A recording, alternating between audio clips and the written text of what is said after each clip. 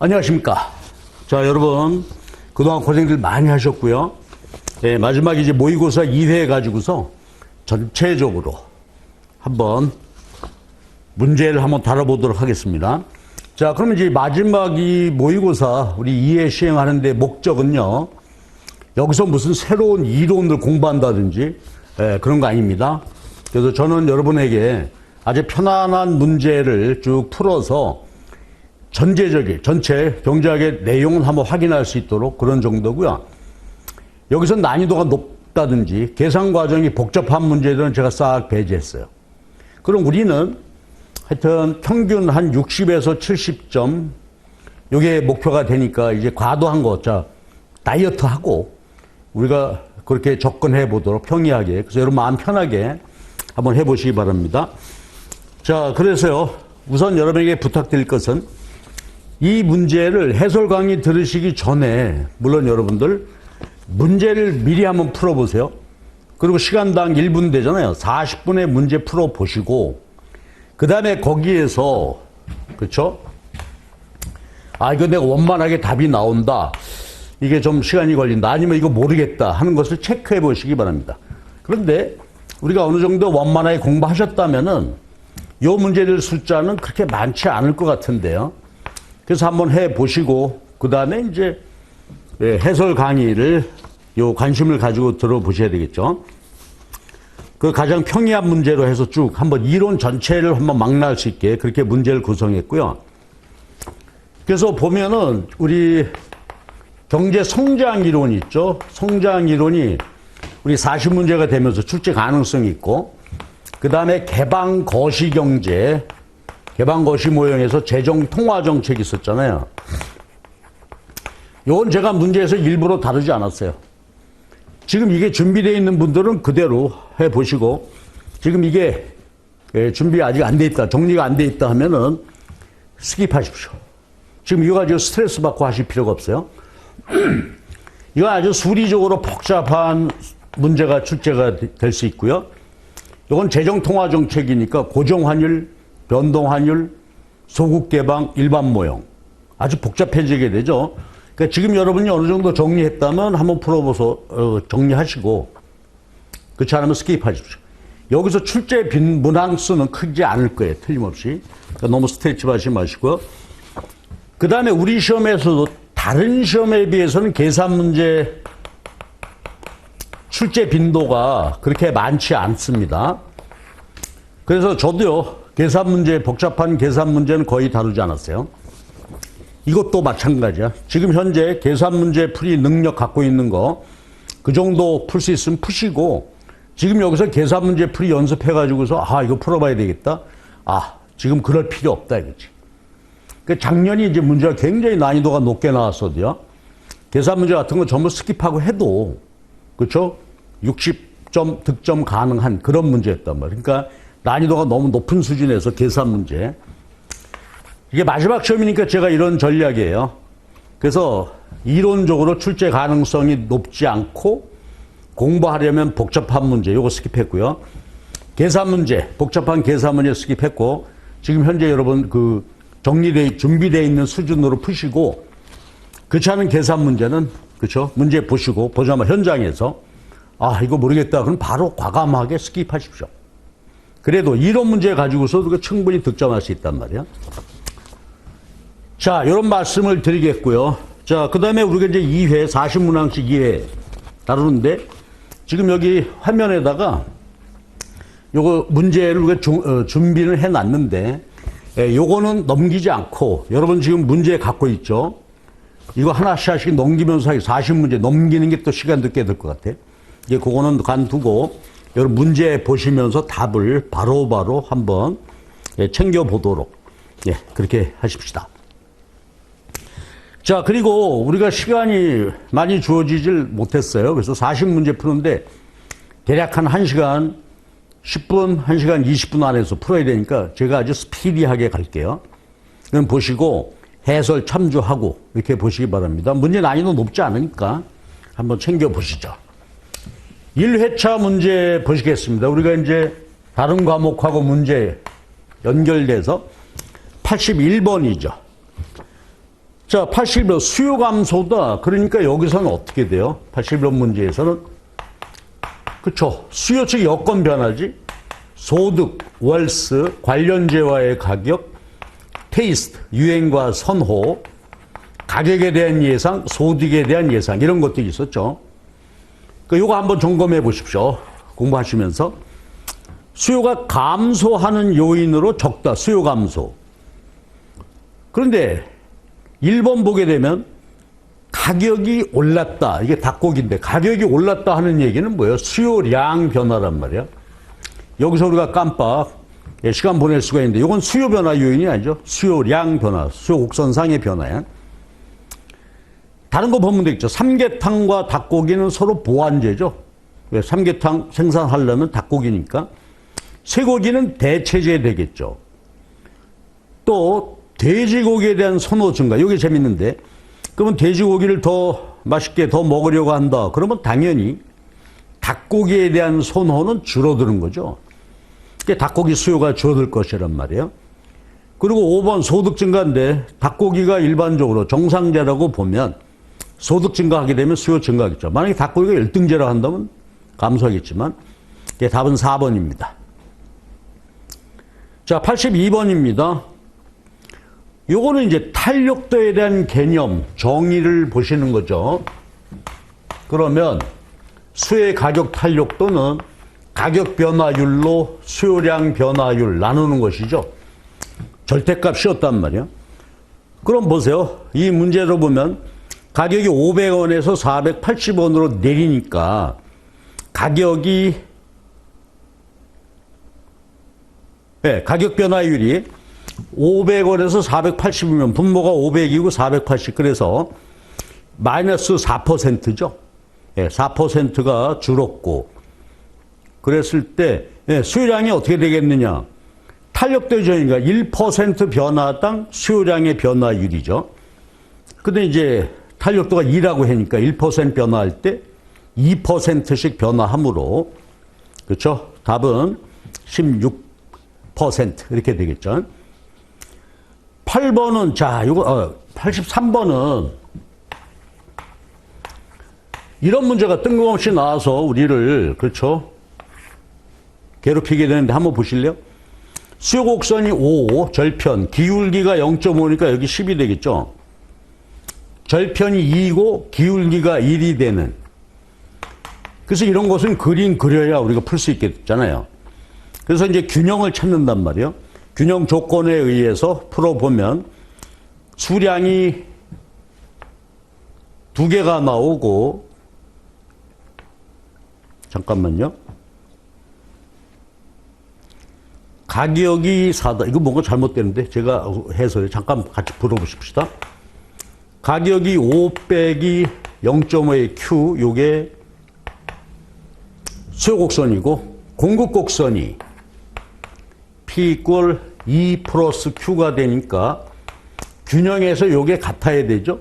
이게 넘어가면 1.5의 Q 이퀄 넘어가면 3 Q가 2가 되어야 되는데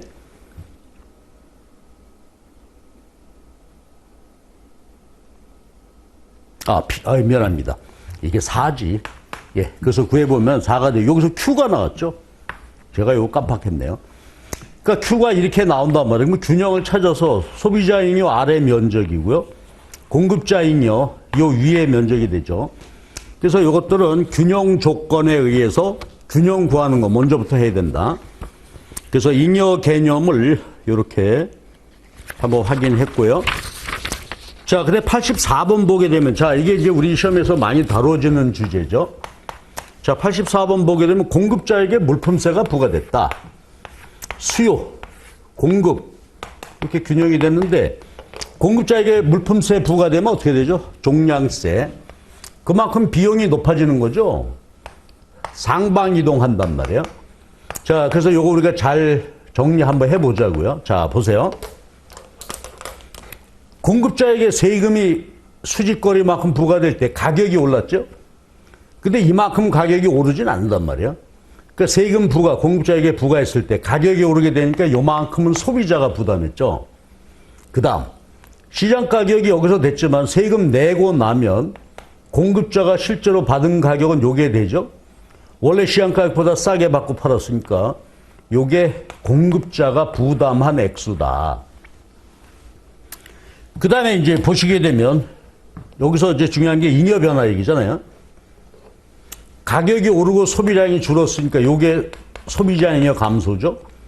생산자 입장에서는 원래보다 적게 낮은 가격이고 생산량을 줄였으니까 요만큼이 생산자 잉여가 줄어들어서 하얀 면적만큼 잉여는 줄었는데 그 대신 요게 정부의 조세 수입 텍스였죠. 그래서 텍스를 뺀 나머지 요것이 자중 손실이다. 자, 그런 이야기죠. 그리고 요 개념 봐주세요. 그리고 누가 많이 부담할 거냐 하는 것은 어때요? 수요 공급 양쪽 봤을 때 탄력 쪽이 큰 쪽이 조금 부담하고, 그렇죠? 탄력도가 작은 쪽에서 많이 부담하게 된다. 이게 아주 기본이 되죠. 그리고 여기서 하나 더 얘기하고 지나갈 것은 말이죠.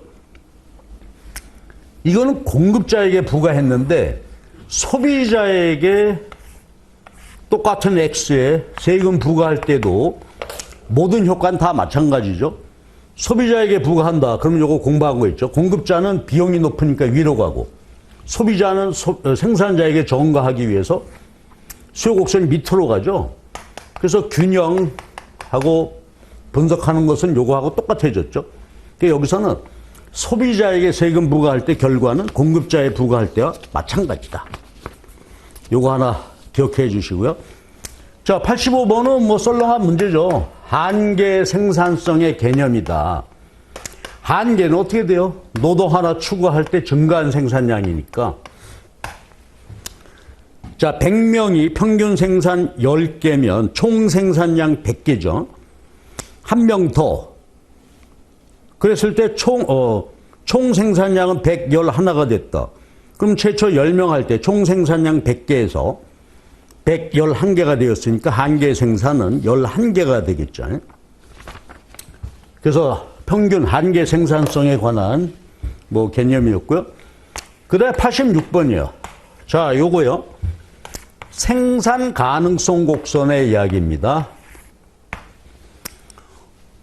주어진 모든 요소가 다 완전 고용됐죠. 100% 투입됐고 효율적으로 할 때 최대 생산 능력을 보여주는 것입니다. 근데 시험 문제는 지금 뭐냐면 얘가 바깥으로 이동했다 이거예요. 어떨 때? 노동이 증가하든지 자본. 그러니까 요 투입량이 증가하든지 아니면 기술 진보죠. 그럼 바깥으로 이동하게 되는데 바깥으로 이동시키는 요인이 아닌 게 뭐냐? 답은 1번이에요.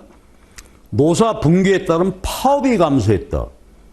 이건 개념이 어떻게 돼요? 완전 고용이 아니라 파업하고 있었으니까 여기겠지. 그럼 파업이 줄었다 하게 되면 요거란 말이에요. 그러니까 PPC 안에서 PPC 선상으로 움직여가는 변화죠. 요 변화는 아니다 이거지. 그러면 이제 보기 한 번씩 보고 지나갈게요. 2번. 신투자 자본 설비 증가. 신기술. 네 번째. 근로자에 대한 연수교육이 강화되었다. 그럼 근로자 생산성이 높아졌겠죠. 바깥으로 이동했을 거고. 그 다음에 5번은 근로자 숫자가 증가한 것이고요. 자, 그래서 PPC 해 주시고, 그 다음에 PPC와 관련해서 한 가지만 추가 말씀드리고 지나갈게요. 요 기울기. 어느 한 점에 PPC의 기울기를 우리는 한계 변환율이라고 하죠. 얘는 PPC 선상에서 델타 X, 델타 Y잖아요. 그러니까 이 점에서 하나 늘리면 Y를 줄여야 되죠. 만약에 이 점에서 MRT가 2다. 그러면 경제적 의미가 뭐예요? X 하나 늘 때 2개 줘야 되니까 Y제 수량으로 표시한 X제 생산의 기회비용이다. 이 개념 하나 챙겨주시고. 그런데 여기서 물리법칙이 있죠. 여기서 X 늘리고 Y를 계속 줄여나가면 기울기 MRT가 어때요? 점점 증가한다. 그러니까 결합 생산에서 물리법칙은 MRT 체증. 자꾸 X 들리고 Y 줄여나갈 때 X 생산의 기회비용은 점점 커지더라. 그러니까 원점에 오목하게 도출이 되는 것입니다. 이렇게 됐고, 자, 그 다음에 이제 87번. 이거 뭐 굉장히 중요한 얘기죠. 우리 시험 출제 빈도가 아주 높은 그런 질문인데, 완전 경쟁 단기 균형에 대한 얘기죠. 그림 그려볼게요. A씨가 이렇게 있죠. AVC가 있고 MC 곡선이 최저점을 관통할 때, 자, 우리가 알고 있는 사실 요거죠. 가격이 AC 최저점보다 위에 있으면 이윤을 보는 것이죠. 만약에 AVC, AC보다 밑이 되면, 그렇죠, 손해를 보게 되죠. 손해를 보지만 요 사이에 있어서는 어때요? 평균 가변 비용보다 높으니까 손해를 보지만 생산을 하게 되는 것이고, 가격이 만약에 AVC 최저점이다. 그럼 요때는 고정비용 전체 다가 손해가 되죠. 그래서 가격이 요거보다 내리게 되면 조업 중단해. 그래서 완전 경쟁 단기 AVC 위에 있는 MC 곡선이 공급 곡선이 되는 것이죠. 요 구간을 한번 정해보죠, 이제. 요 구간은 가격이 여기인데, 평균 비용보다 낮은데, 평균 가변 비용보다는 높다. 그러니까 손해를 보지만, 전체 가변 비용보다는 매출액이 많으니까 생산한다. 그러면 고정 비용의 일부, 이게 다 손해가 되는데, 이때는 손해를 줄일 수 있게 된다. 근데 이 문제에서는 지금 어때요? 평균 가변 비용 90, 평균 비용 110, 가격이 100. 요 사이에 끼어 있죠? 여기 100이야. 그러니까 답은 4번. 손해를 보고 있지만 생산을 계속해야 한다.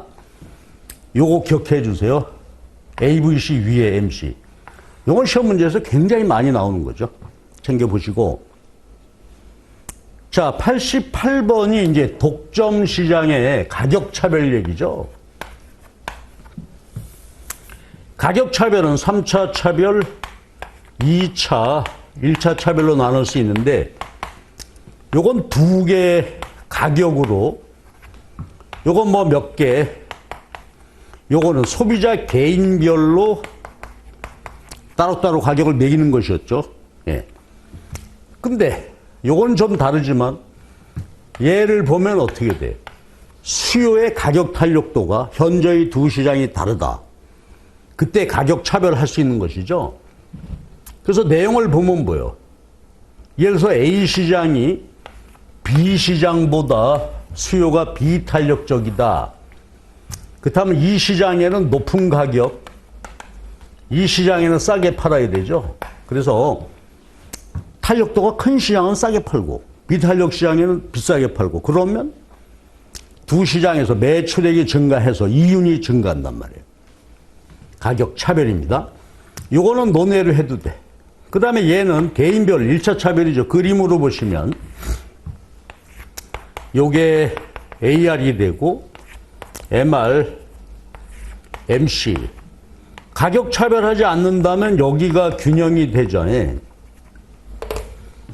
만약에 2차 차별한다. 그러면 요거보다 어느 시장에는 비싸게, 나머지 시장에는 싸게, 그렇죠? 이 시장에는 이 가격, 요 시장에는 요 가격으로 파는 것이죠. 근데 1차 차별, 완전 차별은 뭐예요? 소비자 개인별로 지불용의 가격을 전부 받아내는 것이었죠. 그래서 어디까지? 완전 고용일 때 생산량까지, 생산량은 증가해요. 그러면 이제 어떻게 됐지? 자, 보세요. 독점일 때 요만큼 자중 손실이 생기잖아요. 완전 차별하게 되면 생산량은 여기까지 증가해. 그러니까 요만큼 경제적 잉여는 증가하지만 완전 경쟁일 때 경제적 잉여 그 크기가 되지만 문제는 뭐지? 다 뺏어갔죠. 소비자 잉여를. 소비자 잉여는 제로가 된다. 가격 차별 기억해 주세요. 3차 차별 두 개의 가격, 기본 원리. 그 다음에 가격 차별하게 되면 여기서 보듯이 독점, 차별하지 않을 때에 비해서 시장 생산량은 점점 증가한단 말이야. 그러니까 자중 손실이 해소돼서 경제적 잉여는 증가하지만 소비자 잉여는 자꾸 줄어들어서 0이 되는 거죠. 요거 조심해야 돼. 가격 차별하면 전체 시장의 경제적 잉여는 증가하더라. 요거 기억해 주셔야 되죠. 그래서 보기 보시 답은 5번이 되겠죠. 자, 그 다음에 이제 89번이 우리가 생산의 외부 효과 문제죠. 공해 관리 문제입니다.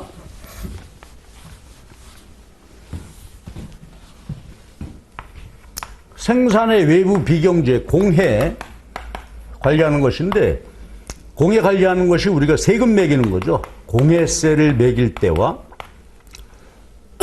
그 다음에 오염 배출권, 그 다음에 지금 여기서 하는 코드 정리죠. 그럼 요거는 이제 세금 매기는데 그냥 개념만 한번 보실래요? 적정 생산량. 요건 뭐죠? 프라이빗, 시장 가격하고 SMC가 같아지도록 수준의 생산량이죠. 요때 공해는 뭐겠어요? 사회적 한계 피해를 일으키죠. 소셜 마지널 데미지. 적정 생산량에서 발생한 한계 피해. 요만큼 세금 매기면 정확하게 외부성이 제거된 적정 생산이 된다. 요거 기억해 주세요. 적정 생산량에서 발생을 한 한계 피해만큼 세금 매겨라. 이런 얘기고요. 오염 배출권은 어때요? 배출권 나눠주고 닐기 거래해라. 기본 개념은 요거죠. 배출권을 사고 파는데 배출권을 샀다. 배출권을 매각했다. 누군가가. 그때 배출권 시장 가격은 어때요? 매입했다 하는 것은 어떻게 돼? 매입 기업의 정화비용이 많이 들어가는 기업이죠. 배출권 사서 배출하는 것이요. 매각 기업은 요 가격에 팔았다. 왜? 그렇죠? 정화비용이 낮은 기업이죠. 그러니까 높은 가격 배출권 받고 이득을 생기게 되는 것이에요. 요거 기억해 주세요. 배출권 거래는 기본 논리가 매입 매각하는데 매각 기업은 정화비용이 싼 기업이고 매입 기업은 정화비용이 비싸. 그 두 정화비용 사이에서 결정이 된다 이거지. 코즈 정리, 협상에 의한 해결이죠. 그래서 먼저 이제 생산의 외부성이다라고 할 때 생산 과정에서 그럼 일반적으로 보면 어떻게 돼요? 피해자에게 권리를 준다 이거죠. 공해 피해자에게 법적 권리를 줘요. 그럼 이제 피해자는 어떻게 돼? 생산자한테 찾아가서 너 때문에 난 못 살겠다. 생산하지 마. 그러면 이제 어떻게 돼요? 생산자하고 협상하겠죠. 그럼 보세요. 이때 기본 개념 논리만 한번 봐주세요. 피해자에게 권리가 있을 때 만약에 가해자, 기업이 와서 보상해 줄게, 나 생산할 수 있게 해주라. 그럼 협상액의 범위는 뭐가 될까요? 그렇죠? 가해자가 이거를 공해를 없앨 때 들어가는 정화 비용보다는 싸게 협상할 수 있다. 반대로 피해자의 피해 비용보다는 그렇죠? 높게 결정이 되겠지. 그러니까 알아서 자기들끼리 모여서 협상에 의해서 원만하게 해결되더라 이거지. 가해자 정화 비용보다 싸게. 근데 만약에 이게 이렇게 뒤집어졌다면 그건 협상에 의한 해결은 불가능하죠. 즉 생산할 수가 없는 거지. 그렇죠? 요거 기억해 주시고. 그런데 소비의 외부 경제, 우리가 흡연 얘기했었잖아요. 마찬가지죠. 비흡연자 권리, 흡연자의 효용, 이런 식으로 이제 협상이 이루어지게 되는데, 코주 정리 재미있는 점은 말이죠. 논리적으로 볼 때 피해자한테 권리를 줘야 되는데 가해자에게 권리를 줄 수도 있다. 그렇죠?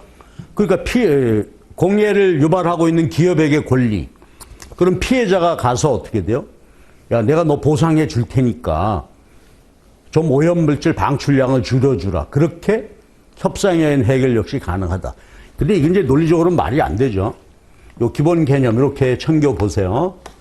그런데 자, 문제 봅시다.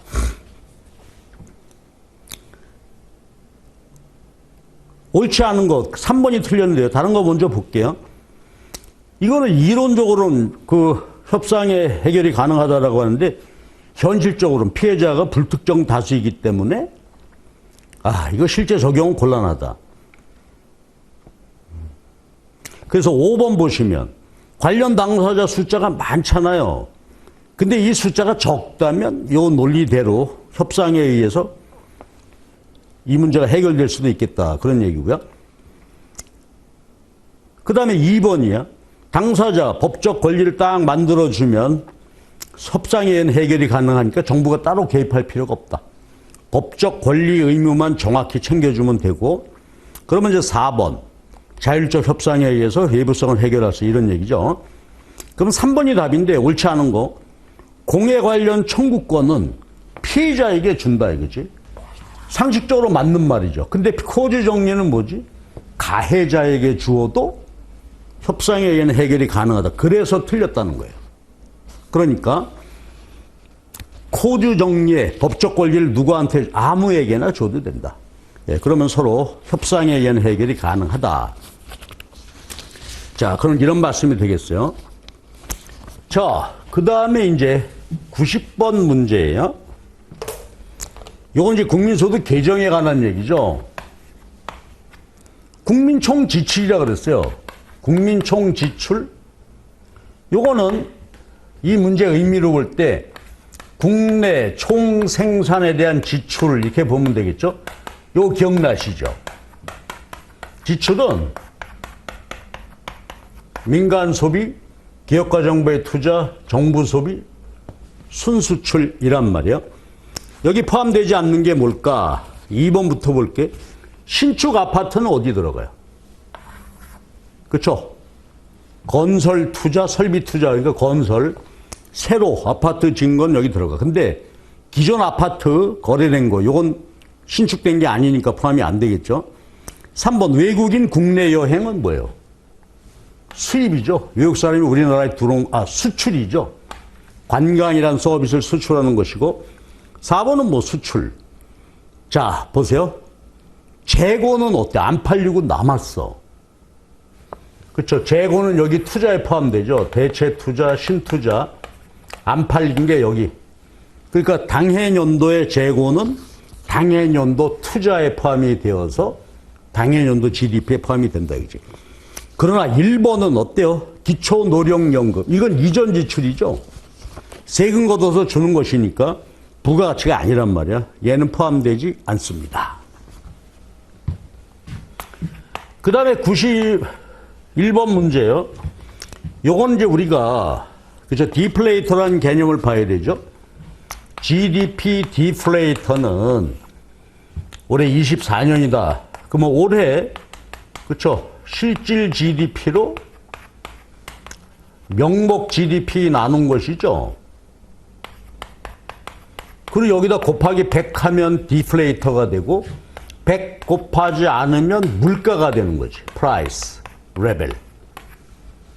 그렇죠? 그러면 실질 GDP는 뭐예요? 24년인데 기준연도 가격, 20년 가격으로 평가한 것이고 명목은 24년 가격으로 평가한 것이죠. 의미는 기준년에 비해서 모든 최종 생산물 가격이 평균 얼마 올랐다 이거예요. 근데 이 문제 봅시다. 명목 GDP가 지금 110이래.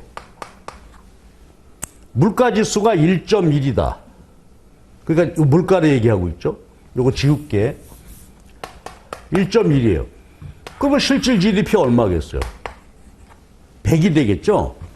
그래서 이런 관계를 챙겨두시면 되겠고, 자, 이제 92번 문제입니다.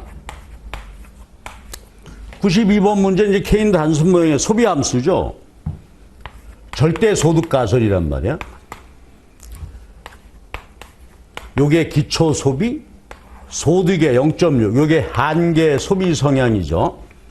그림 그려보면 절편이 100이고 기울기가 0.6이 되는 소비 함수죠. 예.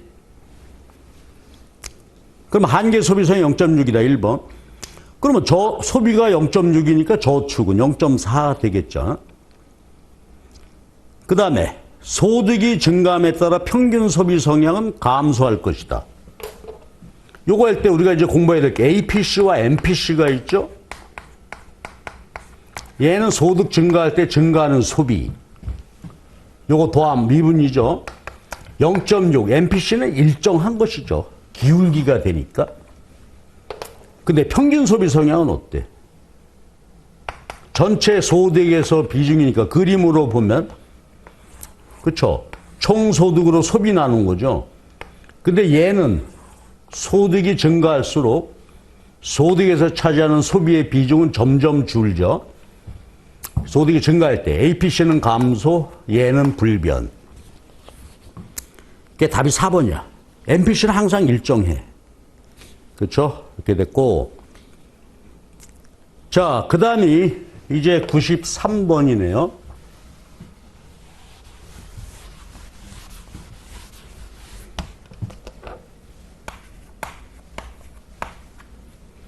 국민경제 기초수비 투자 정부 지출이 모두 100이다.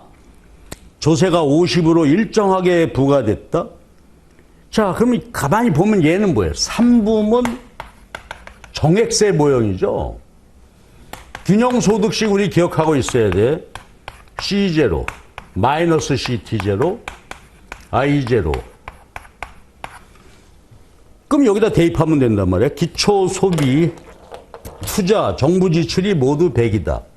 100, 기초소비, 투자 100, 100이고요. 그 다음에 세금이 50으로 주어져 있어요. 단, 이 경제 한계 소비 성향은 0.8이라고 한다. 얘가 0.8이야. 그럼 우리가 잘 아는 거죠, 이거? 그럼 여기 0.8 대입하면 5, 8, 40이 되겠지? 100에서 40 빼고 100, 100 더하고 여기에다가 승수 곱해야 되죠? 근데 승수가 이게 0.8이니까 승수는 5 되겠습니다. 그래서 3부문 정액세 모형의 소득식, 요거를 챙겨주시오 하는 얘기입니다. 자, 그 다음에 94번이네요.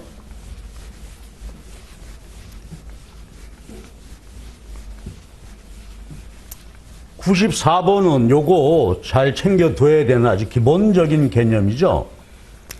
통화 공급이란 말이야. 그럼 본원 통화는 한국은행 창구에서 나온 돈이죠. 얘가 본원 통화야. 리저브 베이스란 말이야. 우리가 H라고 포기하죠. 하이 파워드 머니. 그럼 한국은행에서 나왔어요. 그럼 여기부터 볼까요? 어떨 때 나오느냐? 공급 경로 4가지였죠. 한 번씩 챙겨보실래요? 중앙은행에서 돈 빌릴 때, 중앙은행이 정부에게 빌려줄 때, 그 다음에 일반 시중은행에 돈 빌려줄 때, 그게 엄제할인율이죠. 엄제할인, 제할인율 인하할 때, 그 다음에 공개시장에서 국고채를 매입하게 될 때, 그 다음에 지불 준비율, 법정 지불 준비율 낮출 때 이거지. 여러분 요거는 말이죠. 혹시 미심쩍으면 번호통화 공급 경로 요거 책 뒤져서 간단히 볼 수 있으니까 챙겨두세요. 이렇게 해서 그리고 여기 이제 국제 수지가 흑자일 때 그러면 이걸 묻는 거예요. 번호통화인데 번호통화는 나올 때 어떻게 됐죠? 나오면 현금과 지준금으로 존재하죠. 요거는 은행들, 금융기관이 보유하고 있는 것이고 요거는 금융기관 이외 모든 경제 주체들이 보유하는 거예요. 은행이 아닌 경제 주체가 보유하고 있는 것입니다. 근데 지급준비금은 어떻게 돼요? 법정 지준율에 의한 지준금인데 보통 은행들은 요거보다 어때요? 좀 많이 갖고 있겠죠? 그리고 하나 상식인데 법정 지급준비금의 일부는 한국은행에 맡겨놓는다 이거예요. 이게 중앙은행, 한국은행에다가 예치하게 돼요. 그러니까 본원통화는 나오면 어떻게 된다? 지불준비금으로 은행이 보유하고 있든지 은행이 아닌 모든 주체들이 보유하고 있든지 그렇고요. 요거 챙겨두시면 되겠지. 답은 1번입니다. 자, 다른 것은 보면 되겠습니다. 민간의 요구불 예금. 요건 본원통화에 포함되지 않는 것이. 이런 거 놓치면 참 아프죠. 자, 95번이네요. 요거 ISLM이죠. 요거 한번 정리해 보십시다. 확대 통화 정책, 소득이 가장 많이 증가하는 경우는 언제냐? 한 방에 정리 한번 해 보십시다. 우리. 자, 보세요. 케인즈 모형이에요. IS가 기울기 가파르죠. LM의 기울기는 완만하단 말이야. 통화주의, 머니스타리스트는 반대지. IS가 완만하고 LM의 기울기가 가파르게 되죠. 그러면 이제 이거 정리해야 돼. 이렇게 되는데 왜 얘가 가팔라? 투자 수요 이자율 탄력도가 작다. LM 기울기는 화폐 수요 이자율 탄력도 결정하는데 기울기가 작다는 얘기는 화폐 수요 탄력도가 크다 이거야. 연습. 통화론자는 어때? 얘가 완만하니까 투자 수요 이자율 탄력도가 크다고 보고 가파르면 화폐 수요 이자율 탄력도가 작은 거죠. 그러니까 봐봐. 케인즈하고 통화주의 학파가 기본이 다른데 투자 수요 이자율 탄력도가 작다 크다. 화폐 수요 탄력도 이쪽이 작고 이쪽이 크다. 그게 기울기 차이를 가져왔었죠. 그랬을 때 이게 어때? 이럴 때 케인즈 쪽에 재정정책 효과는 크고 통화정책 효과는 작죠. 반대지. 재정정책 효과 크지 않고 통화정책 효과가 커진다. 이건 ISLM 모형에서 참으로 많이 묻는 문제죠. 그래서 이걸로 챙겨보라. 그럼 문제가 확대 통화정책, 국민소득이 가장 많이 증가하는 경우가 언제냐? 요거 얘기하면 되지. IS 완만, LM 가파르고, 학파로 보면 통화론자들이고, 투자 수요 탄력도 크고, 화폐 수요 탄력도가 작다. 이렇게 봐주셔야 되죠. 자, 그 다음에가 총수요에 대한 얘기죠. 총수요가 증가해서 우측으로 갔다 이거예요. 어떨 때? 자, 그럼 보세요. 총수요는 통화시장과 생산물시장 상호작용을 통해서 결정이 됐죠. 그래서 물가 변화하면 통화시장 이자율이 변화하고 그래서 투자가 변화한다. 그래서 우하향으로 도출된다 이것인데 그럼 얘가 변화했다. 물가는 가만히 있어. 그럼에도 수요 증가했다 하는 것은 둘 중에 하나죠. 생산물 시장에서 유효 수요가 증가하는. 그러니까 정책으로 보면 확대 재정 정책. 화폐 시장에서 통화량이 증가. 확대 통화 정책이지. 그러면 통화량이 증가하거나 생산물 시장 유효 수요 증가하면 수요가 증가한단 말이야. 요거. 통화량이 증가할 때 왜 수요가 증가할까요? 이자율이 내려서 투자가 증가하므로. 그래서 이 수요 변화 이것은 굉장히 많이 다뤄지는 거예요. 그 다음에 도출. 물가 오른다고 할까? 오르면 이자가 내리죠. 그래서 투자가 증가하니까 우하향으로 도출되는 거. 총수요 챙겨 주셔야 합니다. 자, 그 다음에 이제 97번 문제가 수요 공급 인플레이션 실업 문제에서 아주 핫 이슈죠. 스태그플레이션이요. 비용 인상 인플레이션, 요거 뭐지? 수요 공급 균형을 이루고 있었는데요. 그렇지. 비용 인상. 코스트가 비싸지게 되면 얘가 상방 이동하죠. 생산비가 많이 들어서 총 공급 상방 이동, 총 공급 감소한단 말이에요. 그래서 어떻게 돼요? 물가 오르고 인플레이션이 발생을 했죠. 그리고 생산이 줄으니까 실업률 증가했죠. 인플레이션이 발생을 하고 실업이 증가하는, 견디기 어렵죠. 자, 옳지 않은 설명 찾아주세요 그랬는데 1번 인플레이션 실업 동시 발생이고, 네, 요거요. 비용이 높아졌다. 과도한 임금 인상. 생산비를 높이겠죠. 양적 완화 정책, 이거 조금 놔두자고요. 네 번째, 자, 이것이 이제 한 이슈인데 4번하고 5번 한꺼번에 말씀드릴게요. 스태그플레이션 발생을 할 때 아주 가장 크게 우리 관심을 갖고 봐야 될 게 이렇게 됐잖아요. 물가가 오르고 생산과 소득이 줄었어요. 물가 오르고 인플레이션, 생산 감소, 실업이 증가했는데 이거 해결 방법은 어때? 케인즈적인 해결 방법으로는 그쵸, 이거 접근할 수 없죠. 자, 보세요. 물가 올랐어. 물가 오른 것에 대응하려면 어떻게 될까? 긴축 정책을 써야 되겠죠. 즉 수요를 줄여야 돼. 물가를 잡기 위해서 수요를 줄여야 되는데 국민소득이 대폭 줄게 되지. 자, 스태그플레이션 발생을 했어요. 생산 감소, 실업률이 높아졌어요. 얘를 해소시키려면 생산을 다시 늘려야 되니까 어떻게 되지? 확대 정책을 써야 되는데 그러면 이제 소득은 원래대로 돌아오죠. 물가가 폭등해 버리죠.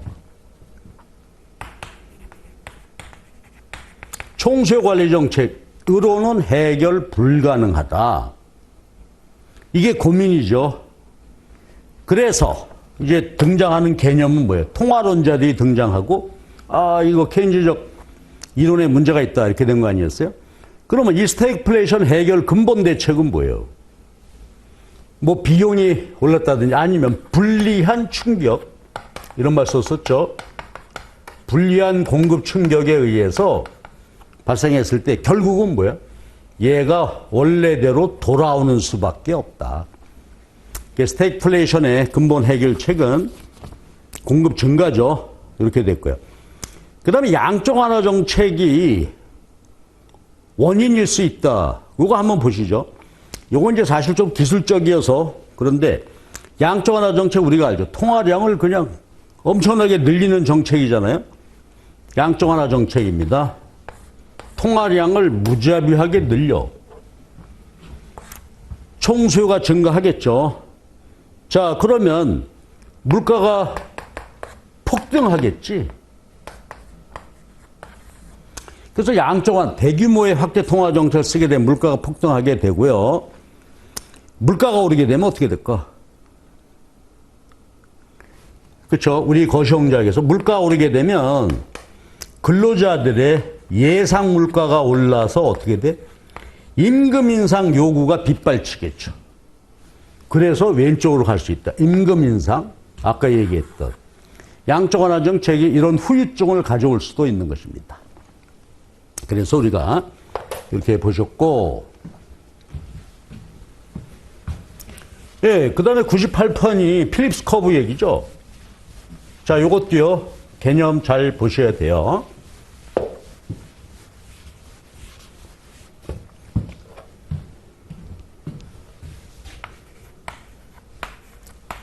필립스 커브. 옛날, 뭐 60년대까지는 이랬다. 우하향이에요. 실업률, 인플레이션율인데, 그 상충관계지. 실업하고 인플레이션율은 동시에 낮출 수가 없고요. 얘가 우하향하고 있다는 얘기는 뭘 의미한다? 그렇죠? 공급 곡선이 안정적으로 우상향한다. 그러니까 수요 변화에 따라서 인플레이션율과 실업이 결정이 됐었죠. 수요가 많을 때는 인플레이션율 높고 생산 많으니까 실업률은 낮고 뭐 이런 점이었죠. 반대로 수요가 작게 되면 이렇게 되는 것이죠. 그러니까 필립스가 우하향하고 있다는 얘기는 총 공급 곡선이 우상향한다. 근데 우리 결시형제학 보게 되면 이거 숏런이죠. 단기에는 총 공급 곡선이 우상향해. 그러나 우리가 롱런일 때는 어때요? 수직이죠? 롱런일 때는 물가 변화할 때 임금이 완전 신축적 조정이 돼가지고 물가 변화해도 변함이 없어. 그럼 이때 필립스 커브 모양이 어떻게 됐을까? 수직이죠. 자연 산출량, 자연 실업률 수준에서 롱런 필립스는 수직이 된단 말이에요. 그런데 아까 스태그플레이션이야. 총수요, 총공급인데 그렇죠? 얘는 고정돼 있고 수요가 변화할 때는 이렇게 되고 이렇게 되는데 얘가 움직였어. 그러니까 필립스 커브가 이제 움직였다. 그러면 어떻게 된 거지? 요 필립스 커브가 그렇죠? 이동한 거죠. AS가 움직였다. 필립스 커브가 움직였다. 어떻게? 물가 올라서 인플레이션율 높아졌고 생산 줄었으니까 실업률이 높아진 것이죠. 이게 AS, 총공급과 필립스의 관계야. 그러니까 AS가 움직이면 얘가 움직여. 그렇게 놓고 가십시다. A, 총공급 곡선이 우상향하면 필립스 우하향. 얘가 수직이면 수직.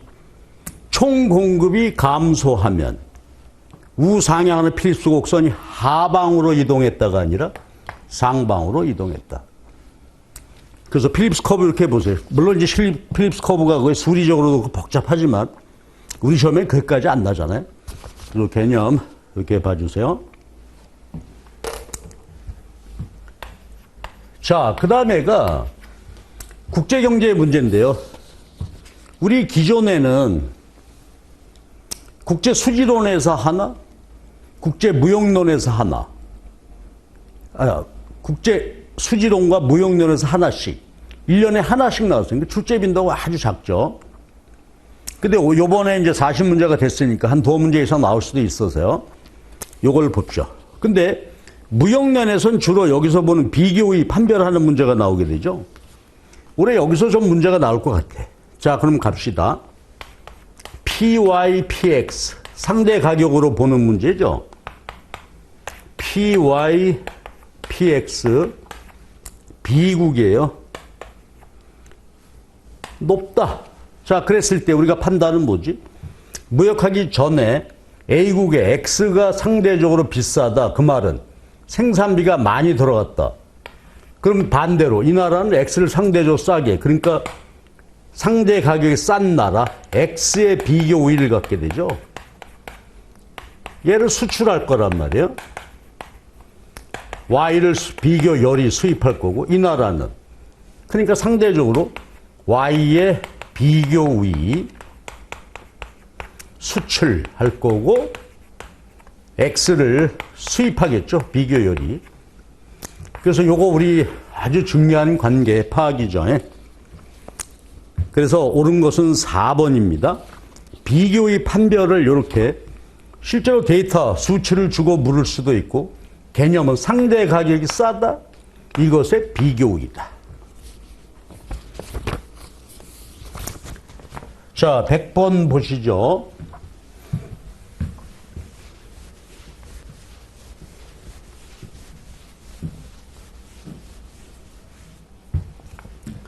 이것도 우리 출제 확률이 높은 그런 문제인데 우리나라가 미국 여러 나라 FTA를 통해서 자유무역을 확대하고자 한다.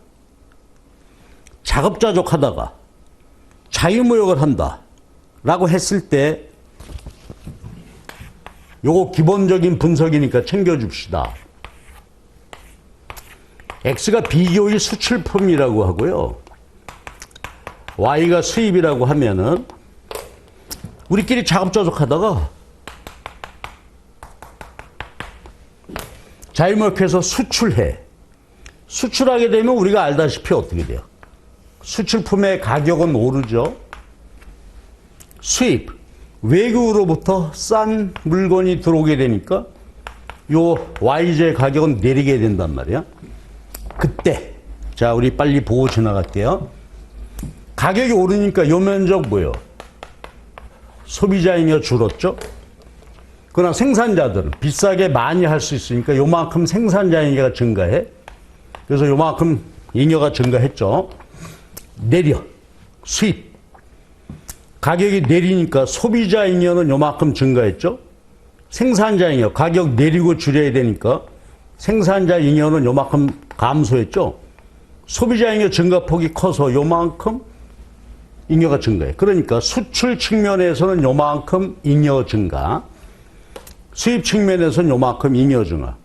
합치면 둘 다 잉여죠. 그런데 수출 측면에서는 가격이 올랐잖아요. 소비자가 불리해지고 여기는 가격이 내렸어. 그러니까 생산자 잉여는 줄어들겠죠. 예.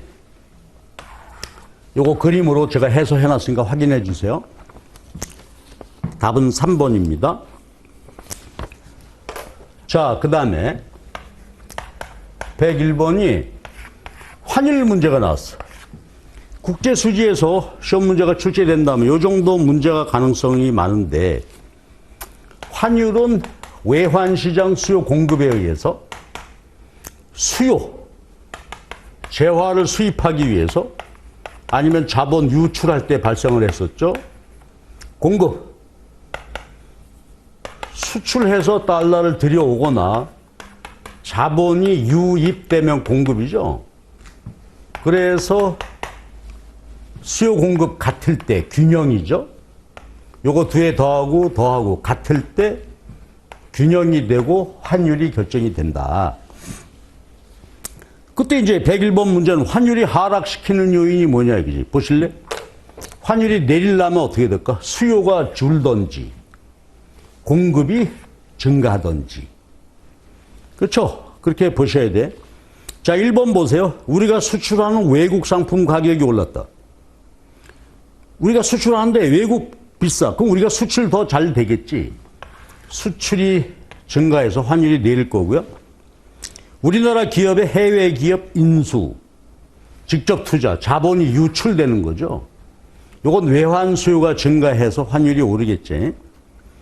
3번, 외국인 국내 여행 증가. 이건 뭐야? 외국인이 우리나라 여행 온 것은 우리 입장에서는 서비스 수출이죠. 공급 증가란 말이야. 외국인 우리나라 증권 매입, 외국 자본이 우리나라 들어왔죠. 자본 유입, 공급이 증가하게 된 것이고요. 원유, 해외 원자재 가격이 내렸다. 자유관 보실래? 원유 예를 들어서 100배럴을 수입한다 하더라도 수량은 똑같아도 가격이 내리게 되면 어떻게 돼요? 수입액은 줄겠죠. 이렇게 보시면 되겠어요. 그래서 101번 문제는요. 외환시장 환율 변동 요거 기억해 주세요. 뒤에서 나올 땐 여기서 그냥 앞에서 했죠 하고 지나갈게요. 자, 그 다음에 102번이에요. 문제 가만 보면 여기 뭘 묻는 거죠? 구매력 평가란 말이야. 구매력 평가는 우리나라 인플레이션율하고 외국 인플레이션 차이만큼 우리나라 환율이 오를 거다 이거지. 그럼 보세요. 물가가 오른다는 것은 우리나라 구매력이 그만큼 감소하는 거죠. 외국 물가 오르는 것은 외국 통화의 구매력이 떨어지는 거야. 그럼 우리 문제대로 볼까요? 우리나라의 인플레이션율 5, 미국 인플레이션율은 4. 요만큼 어떻게 됐다고? 우리나라 화폐 구매력이 더 많이 줄었죠. 그러니까 환율이 올라야 돼. 환율이 오른다는 것은 우리나라 통화 가치가 그만큼 감소하게 된 것이다. 그렇죠? 그래서 구매력 평가 요 밑에 해설 참조하시고 뭐 요거지. 이렇게 봐주세요.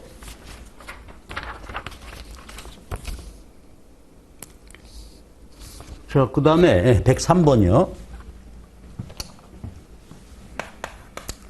자, 요것도 이제 미시형제학에서 그렇죠. 지하철 요금이 올랐대.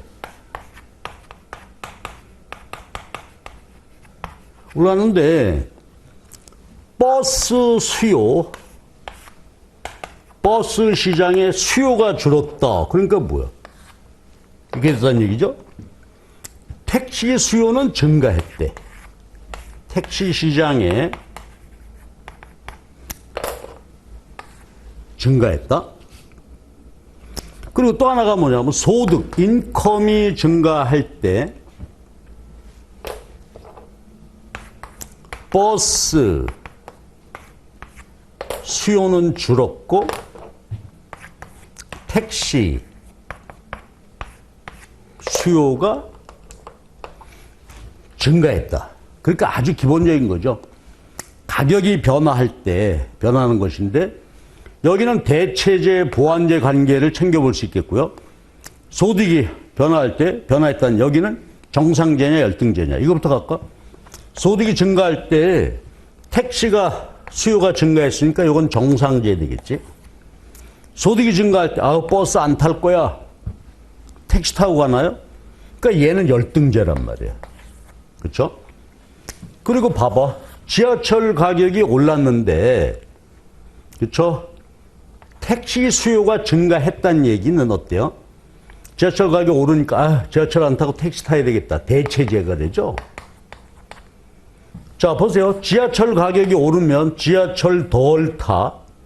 지하철 덜 타는데 버스 덜 탄다. 보완제지. 그러니까 이 양반은 어떻게 돼요? 지하철, 버스 두 개를 갈아타면서 출퇴근하는 사람이라면 요게 보완제가 되겠죠.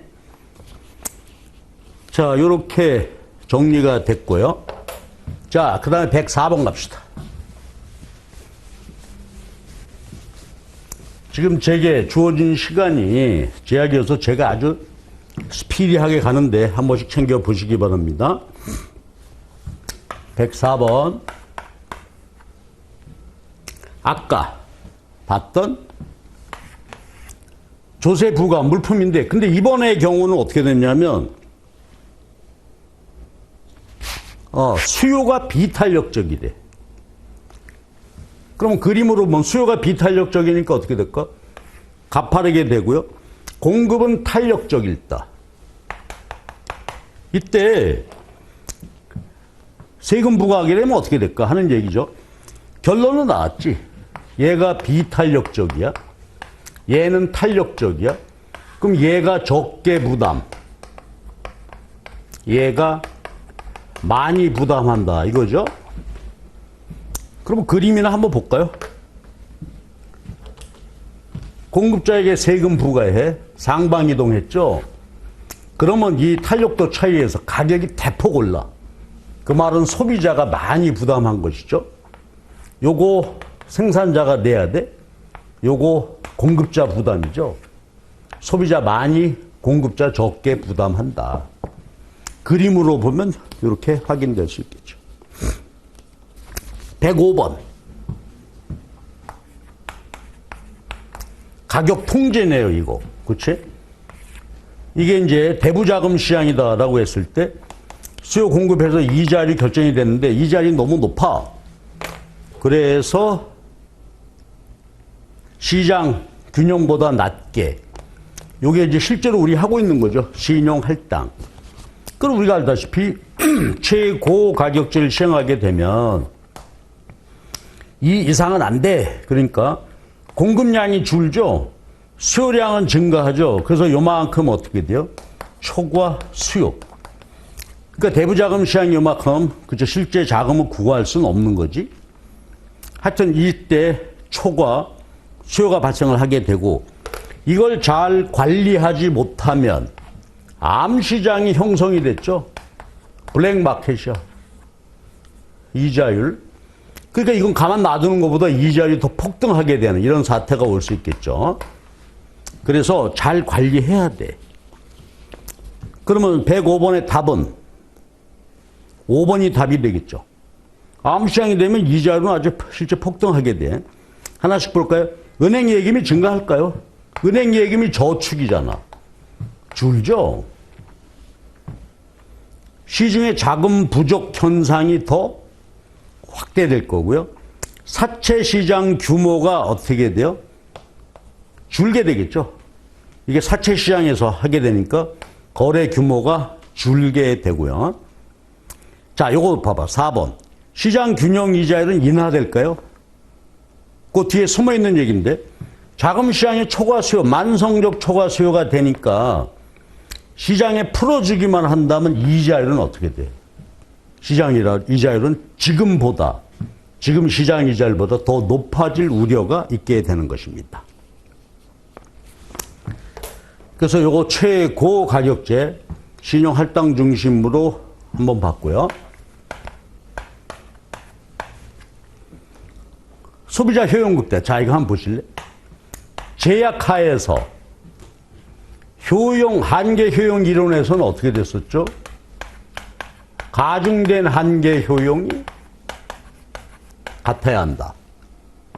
무차별 이론에서는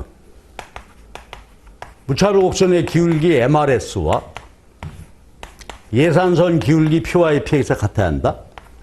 그런데 얘는 어떻게 됐지? Y 한계 효용 요거였죠. 그래서 요건 이론어치 효용이고 얘는 Y 수량으로 표시한 X 선호도와 Y 수량으로 표시한 X 소비의 기회비용이 같아야 한다. 자, 요거 챙겨 보셔야 되죠. 그리고 얘를 1, 2 보내고 얘를 1, 2 보내면 바로 뭐예요? 가중된 한계 효용 이론 그대로 적용이 되겠죠. 그래서 답은 2번이야. 지출하는 마지막 이론으로부터 한계 효용이 같아지도록 가중된 한계 효용이 같아야 한다. 그렇죠? 이렇게 보셔야 되겠고, 107번 같은 문제가 이제 예산선 파악할 수 있는 그런 문제죠. 자, 그럼 이건 뭐 우리 잘 알죠? 지금 문제에서 Y 가격이 10,000원이라고 주어져 있어요. 그러면 예산선 그렸을 때 요건 뭐죠? 주어진 소득을 Y 가격으로 나눈 거죠.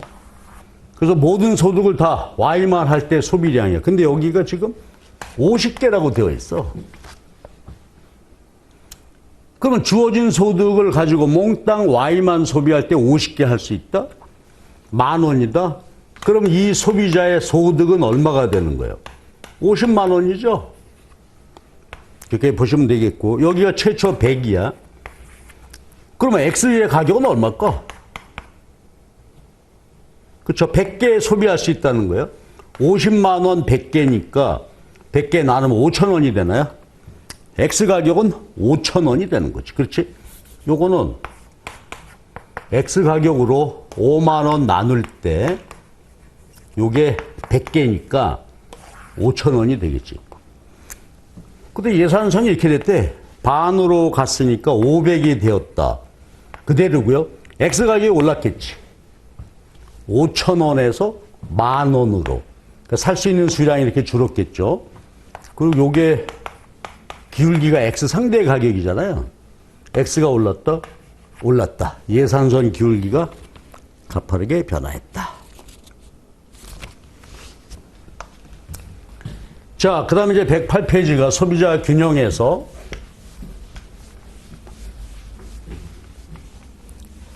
중요하게 보는 문제죠.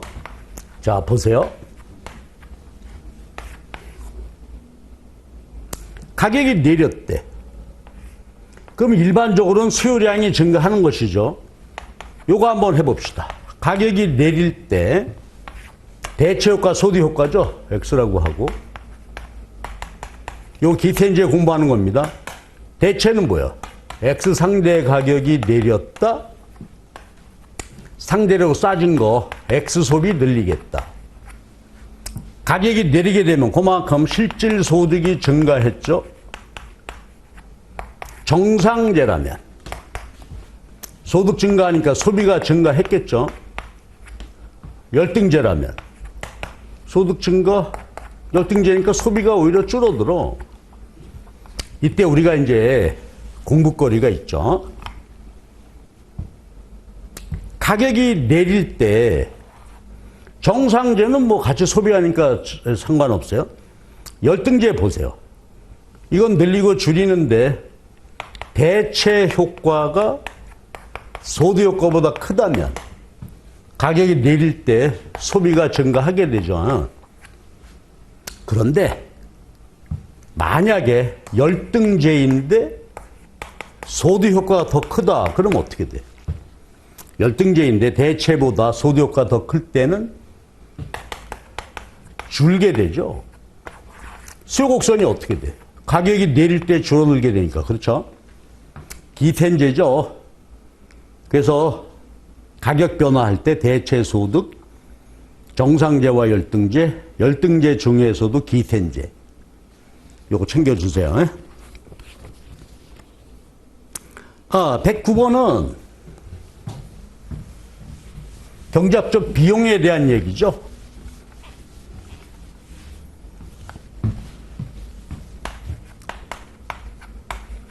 그러면 경제적, 이코노믹 코스트, 경제적 비용은 어떻게 되는 거예요?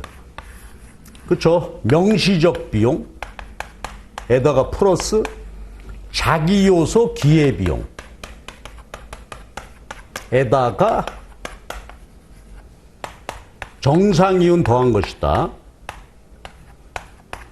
그래서 경제적 비용이니까 이건 뭐 여러분들이 해설해 놨으니까 풀어보세요. 근데 해설부터 보지 말고 한번 챙겨서 보시기 바랍니다. 자, 그 다음에 110번. 요건 우리가 앞에서 그쵸 봤던 문제가 유사한데, 그쵸? 회사가 생산하지 않을 때 총 고정비, 총비용이 20만 원이다. 요 고정비용이죠. 10개일 때 총비용이 100만 원이다. 10개 생산할 때 총비용은 100만 원이다.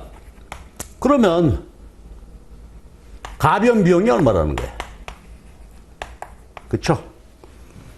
그런데 평균 가변 비용을 물었으니까 10개로 나누어서 8만 원. 그러니까 비용에 대한 아주 뭐 소박한 그 개념을 묻는 문제죠.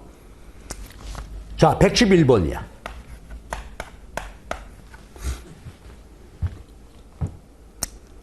111번이 한 개 비용이 5천이에요. 그러면 당연히 완전 경쟁일 때 가격하고 MC가 되니까 얘가 5천이면 가격도 5천이란 말이죠. 저 뒤에 보면 가격이 5천 원이다니까 그 말 안 써도 MC가 5천이다. 지금 현재 가격이 5천이에요. 그런데 아까와 똑같아. 평균 비용 가격 AVC하고 따져보니까 평균 비용이 6천 원이래. 5천 원. 근데 재밌게도요. AVC가 5천 원이래.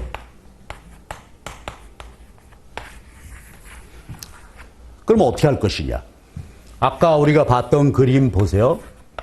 AVC, AC, MC인데 가격이 여기라는 얘기죠. 요거 조업 중단점이지. 그랬을 때 질문이 뭐나 하면 이 기업은 어떻게 할 것이냐. 고정비용 전체가 손해나고 있는데 딱 요거야. 생산한다 안 한다? 생산해요. 왜? 고정비용만큼만 손해가 나니까 생산하고 요거보다 1원이라도 내리면 그때는 자 그런 뭐 되겠죠. 112번이 외부 효과 문제입니다. 생산의 외부 효과.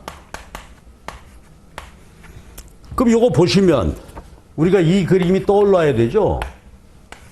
생산의 외부 효과가 발생을 할 때는 사적 비용과 사회적 비용의 불일치다. 근데 여기 생산의 외부 효과니까, 그렇죠? 외부 효과 피해를 주고 있다는 거 아니야. 그리고 문제를 보게 되면 지금 이제 외부 비용 발생, 공해 얘기란 말이야. 그러면 공해, 생산의 외부 비경제가 있다는 상황인데, 그렇죠? 소셜 마지널 데미지가 발생을 하지. 한계 피해가 발생을 해. 그러면 여기서 하고 있는데 사회적 비용은 피해 보상해 줘야 되죠. 사회적 비용은 더 해야 되니까 요 프라이빗 MC에다가 여기야. 그럼 바람직한 균형은 여기죠. 그러니까 바람직한 균형에 비해서 지금 현재 실제 균형은 너무 싸고 많이 생산하고 있다는 것이 비효율이다 이거예요. 그렇죠? 그렇게 쭉 보시면 되고요. 5번이 공공재는 외부 경제 효과를 갖는다. 요거요. 공공재 퍼블릭 굿이죠. 공공재 뭐 지하철을 새로 놨다, 도로를 많이 놨다. 그럼 요건 어때? 소비나 생산에 있어서 외부 경제를 가져다 주겠죠. 어느 멀리 떨어진 데 공장이 있었는데 여기까지 길 뚫어줬다. 이거 생산의 외부 효과가 되겠지. 자, 113번 문제는 GDP의 개념, 정의에 대한 문제입니다.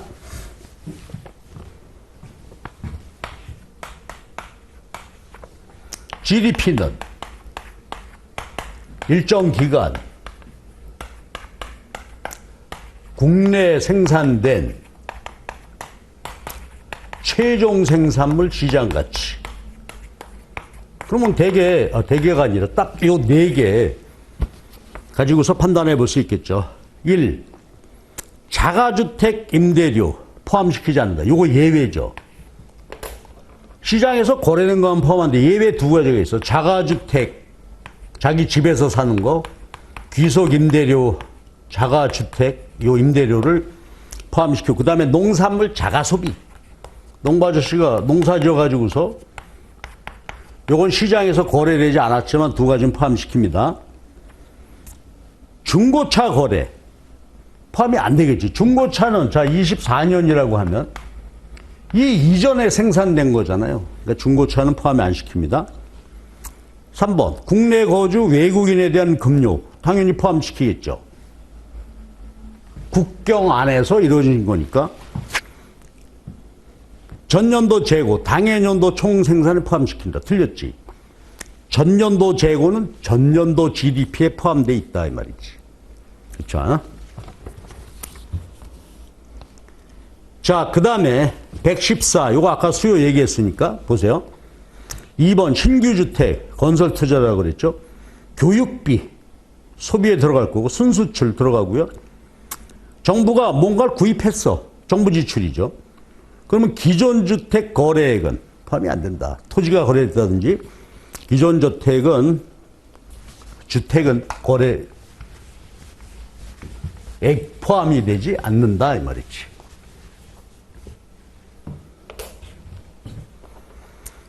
그 다음 115번이죠. 아, 요거 승수의 얘기죠.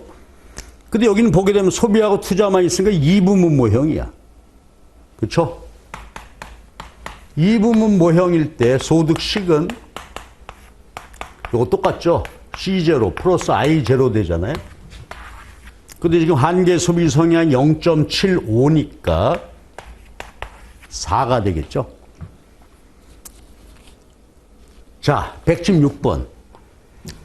요것도 우리가 잘 챙겨봐야 되는 얘기죠. 확대 재정 정책, 정부 지출 늘리거나 깎아주게 되면 승수배 소득이 증가한다. 구치 효과는 뭐였지? 정부가 개입해서 소비 지출 늘리고 세금 깎아주게 되면은요, 이자율이 오른단 말이야. 그러면 민간의 투자가 줄고 저축이 증가해서 소비가 줄게 되죠. 이게 구축 효과야.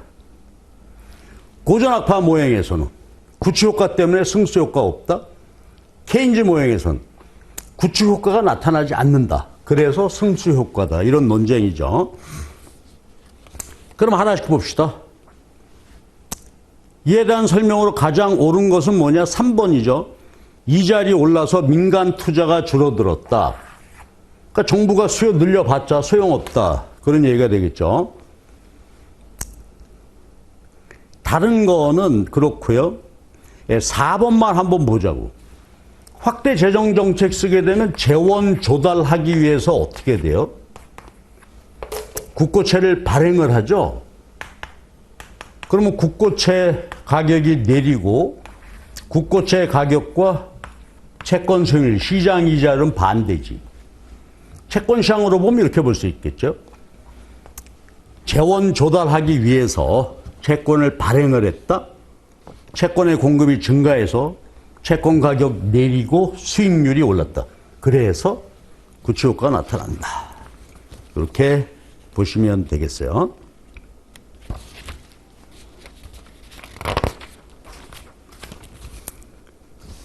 자, 117번.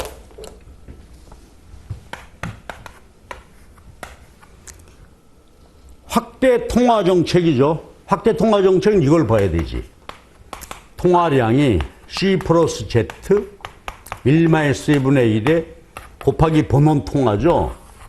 그러면 정부가 개입해서 통화량을 늘린다는 것이니까 여기 보세요. Z 지급준 비율이죠. 얘를 낮추든지. 본원 통화 아까 네 가지 중에서 어떻게 돼요? 재할인율을 인하시켜서 은행 대출을 늘려주든지 아니면 공개시장에서 국고채를 매입하든지. 그럼 요거 본원 통화 증가, 지진을 인하는 통화 승수 증가. 그래서 요게 통화 정책 수단 세 가지죠. 네, 요거 잘 보셔야 돼. 될 수 있는 거 2번이죠. 법정 지불 준비율 얘를 인하시킨다. 네, 다른 거는 뭐 반대가 되겠네요.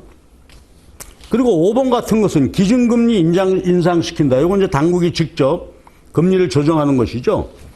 근데 금리가 올라가는 건 뭐예요? 네, 긴축 금융정책이 된다고요. 자, 118번 보십시다. 이것도 무역이론에서 올해 뭐 이거 100% 출제될 것 같아요. 그렇죠? 이런 식으로 해서 비교의 판별을 하는 것이죠. 자, 갑시다. A국과 B국인데 A국 PYPX 여기는 이제 비용이라고 주었지만 이렇게 계산하면 되죠. 비용 가격 같은 것으로 보고 B국인데 A국의 PYPX 얼마가 나왔어요? 요게 30분의 20이 30분의 12가 되죠. 요거는 PYPX가 40분의 20이 되죠. 얘가 0.5인데 얘는 0.5보다 작잖아. 이렇게 판단하면 된다 이거지. 그러니까 A국은 X 상대 가격이 더 싸. A국은 XJ 비교의 수출. B국은 YJ 비교의 수출하게 될 것이다. 그렇죠? 다른 거는 보시면 알죠? 절대열이는 뭐예요? 절대열이는 둘 다 생산 비용이 더 들어가는 거죠. B국이 절대열이가 되겠지. 절대적으로 비싸. 그래서 B국이 모두 절대열이다. 나머지 이거 보시고 판단하시면 되고요. 119번은 다시 외환시장의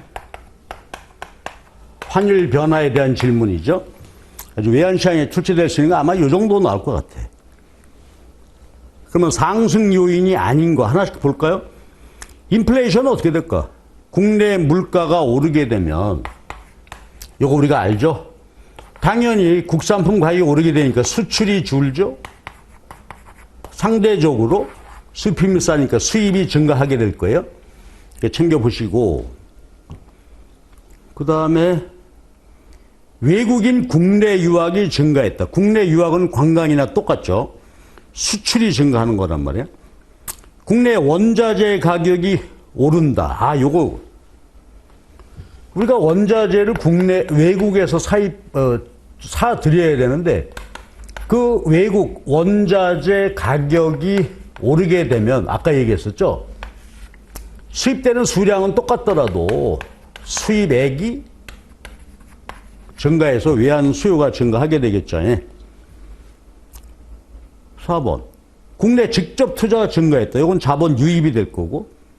그 다음에 관세 철폐하면 어떻게 돼요? 관세, 있던 관세 없앴으니까 수입이 증가하겠지. 그래서 하나하나 이렇게 챙겨주세요. 그 다음에 120번. 이것도 중요한 문제야. 마지막 문제 한번 보십시다.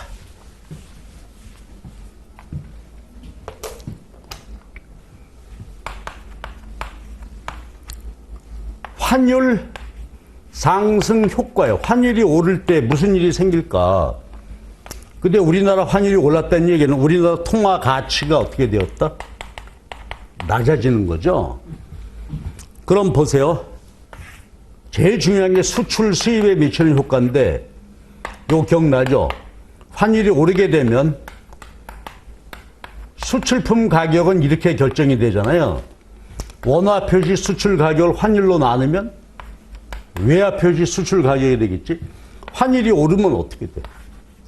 외화 표시 수출 가격이 내려서 수출이 잘 되겠지. 수입. 외화 표시 수입 원가에다 환율 곱해서 원화 표시 가격인데 환율 오르면 어떻게 돼? 여기 일정해도 원화 표시 수입 가격이 올라서 수입 안 해. 우리들. 요거 기억하셔야 되고요. 그 다음에 3번하고 4번 보시게 되면 봐요. 환율이 오를 때 뭐요? 수입 측면을 보면 원화 표시 수입 가격이 오르게 되죠. 아까 원자재 같은 거 어때요? 그렇죠. 석유, 원자재 들어올 때 이 가격이 일정하더라도 환율이 오르게 되면 그 원자재 가격, 원화 표시 원자재 가격이 오르게 된단 말이에요. 그렇게 되면 국내 물가가 올라. 물가 오르게 되면 수출이 줄겠죠. 수출이 잠깐만요. 절하될 때 물가가 오르게 되고 수출이 증가하게 됩니다. 잠깐만요. 5번부터 먼저 볼게. 그럼 환율이 오르게 되면 어떻게 되죠? 환투기 하잖아, 요새. 그럼 달러 갖고 있던 사람이 환율이 오르게 되니까 원화 표시 그만큼 이익을 보게 되죠. 환차 이익이 된단 말이야.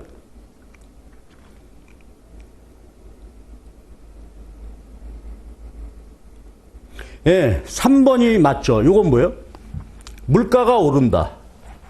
수입 이쪽에서는 국내 물가 얘가 들어오니까 오르게 되고 수출이 내려서 수출이 여기 환율이 오르게 되면 외화 표시 수출 가격이 내리죠. 수출은 증가하게 돼. 3번이 답이 되겠습니다.